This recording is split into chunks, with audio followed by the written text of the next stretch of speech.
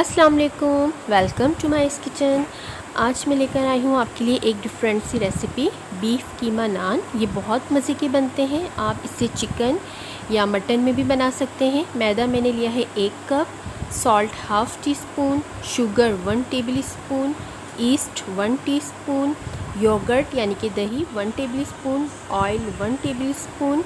इसे नीम गर्म पानी के साथ आप इसे गूंद लेंगे और इसे ढक के रख देंगे 1 घंटे के लिए। कीमा मैंने लिया है 200 ग्राम, बिल्कुल ड्राई होना चाहिए कीमा, पानी शामिल ना हो। Chop ginger, chop garlic 1 table spoon है। 3 ग्रीन चिलीज ली हैं और ये प्याज ली है 2 टेबल स्पून के करीब है। Salt 1 teaspoon, red chilli powder 1 teaspoon, cumin seeds 1 teaspoon यानी कि ज़ीरा, और ये साबित धनिया कोरिएंडर सीड को इस तरीके से आपने क्रश करना है 1 टेबल स्पून है। इसकी सिर्फ हम गिरी शामिल करेंगे, इसका छिलका हटा देंगे।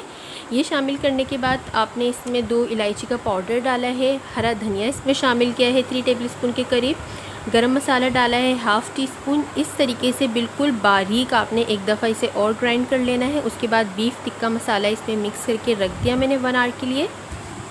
1 घंटे के बाद डो हमारी रेडी है। इसे इस तरीके से एक दफ़ा और आपने गूंद लेना है। और इसके देखें 2 मैंने नान बनाए थे, 1 कप मैदे में आपके 2 नान तैयार होंगे। और हाफ़ कीमा लेके इस तरीके से मैंने सेंटर में रखा है रोटी के बीच में। और ये मेथड आप चेक कर लें किस तरीके से आपने इसका पेड़ा बनाना है। और वापस आपने इसको थोड़ा गोल बेल लेना है हल्के हाथ से। और एक कांटे की मदद से मैंने इस पर निशान लगाए हैं और ऑयलिंग करी है एक पिज़्ज़ा पैन के ऊपर।